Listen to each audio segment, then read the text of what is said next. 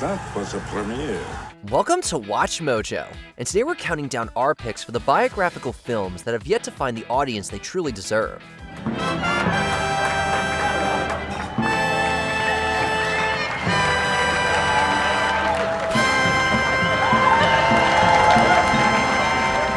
Number 10, Eddie the Eagle. In the grand scheme of sports history, Michael Eddie Edwards is merely a footnote, but this retelling of the ski jumper showcase at the 1988 Winter Olympics does him justice through its fittingly small-scale portrait.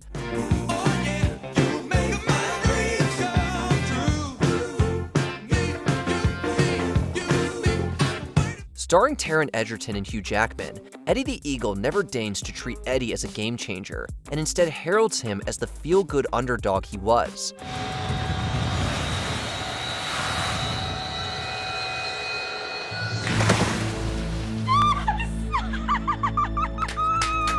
At its core, it's an unabashedly sweet film about the value of trying your best, and Egerton's bubbly performance is enough to make anyone cheer for someone who comes in last. But it's a personal best in competition for Edwards, 71.5 meters, and that is a new British Olympic record! It's the kind of family-friendly sports flick that cares less about winning or losing than it does celebrating the best ways to play the game. Number 9, Love and Mercy. Love and Mercy was not the first film to treat talent as both a gift and a curse, but it may be one of the most intentional through its use of two different times and two different actors to capture the essence of Beach Boys co-founder Brian Wilson.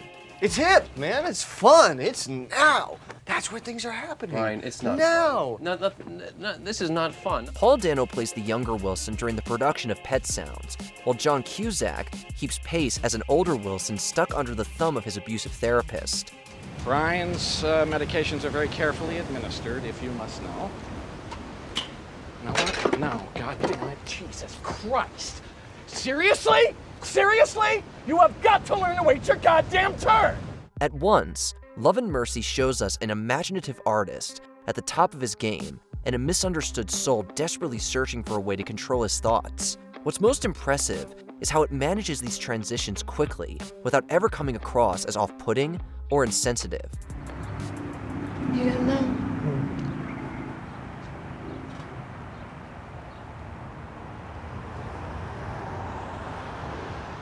You hungry? You want something to eat? Number 8, Control. A darker take on the tragedies that inspire musical genius, Control captures the all-too-brief life of Joy Division frontman Ian Curtis. Shot in color and then printed in crisp black and white, the movie's imagery deliberately taps into the musician's troubled state of mind as his success coincides with numerous personal struggles. I don't deserve this. I don't deserve this. The same can be said of Sam Riley's mesmerizing performance as Curtis, as he channels the singer's hypnotic voice and manic stage presence while reminding us of the thoughts that plague him.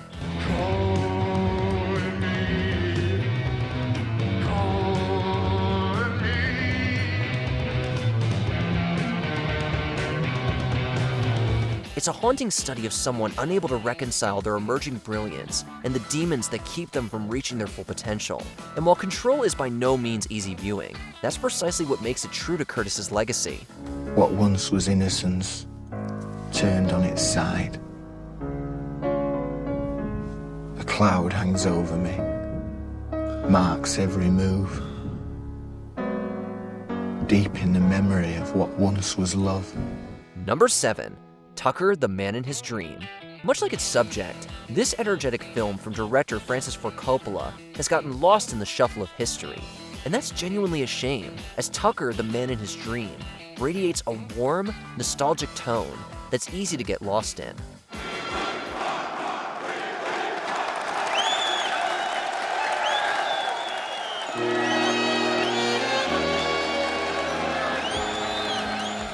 Not to mention, Jeff Bridges is at his most charming and spirited as automotive entrepreneur Preston Tucker, who strives to build the car of tomorrow and compete with the Midwest's biggest manufacturers. Did he say anything? What did he say? He said stay out of the car business, or we'll cut your nuggies off. He's so convincing and likable in the role that we wish the Tucker 48 was good enough to succeed.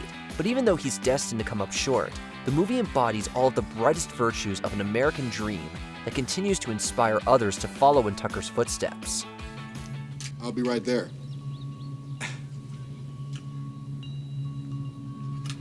Number 6. First Man. Considering it portrays a pivotal moment in history, the most surprising strength of First Man is how quiet and intimate it is. Put in a little to the left. 1680 feet.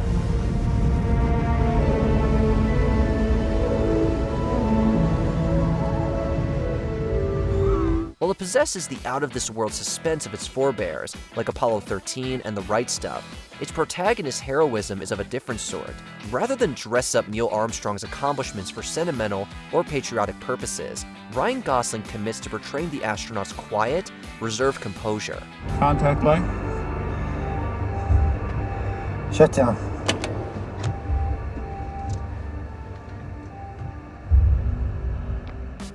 First Man doesn't shy away from reveling in the significance of the moon landing, but Armstrong's victory pertains less to mankind's giant leap and more to the steps he's taken to come to terms with his past.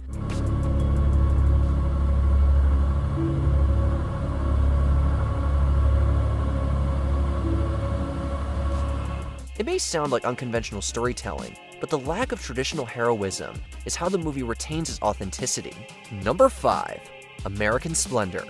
Famous authors and their iconic works have naturally lent themselves to biopics about the writing process. The same can't necessarily be said for comic writers, but American Splendor gives one such personality his due.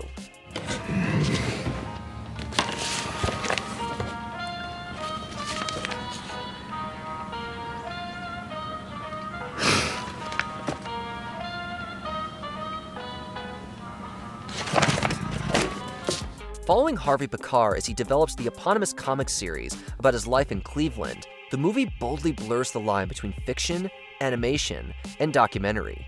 Its divergence from biopic norms is such that the real-life Pekar frequently drops in to narrate and comment on the movie itself. Yeah, I listen. Supermarket. Yeah, I listen. I fall asleep on people too, but I listen some. Even so, American Splendor never overwhelms itself with these storytelling flourishes. It's a simple story told in a way that's far from simplistic, but Paul Giamatti keeps everything grounded as a man searching for meaning in an ordinary life. If I die, will that character keep going?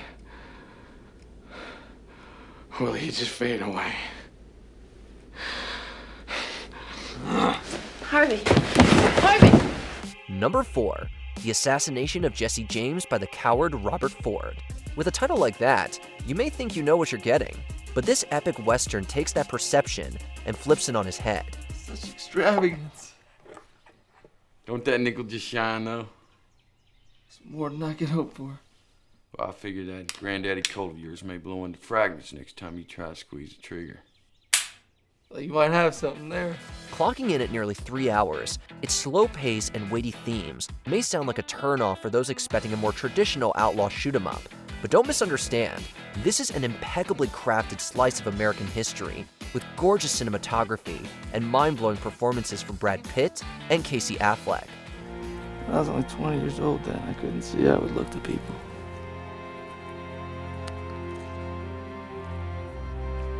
I was surprised by what happened. They didn't applaud.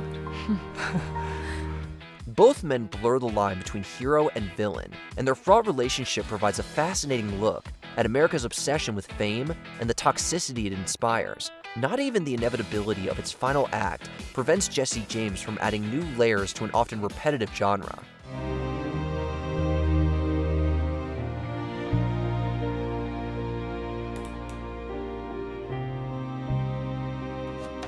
Number 3. Ed Wood.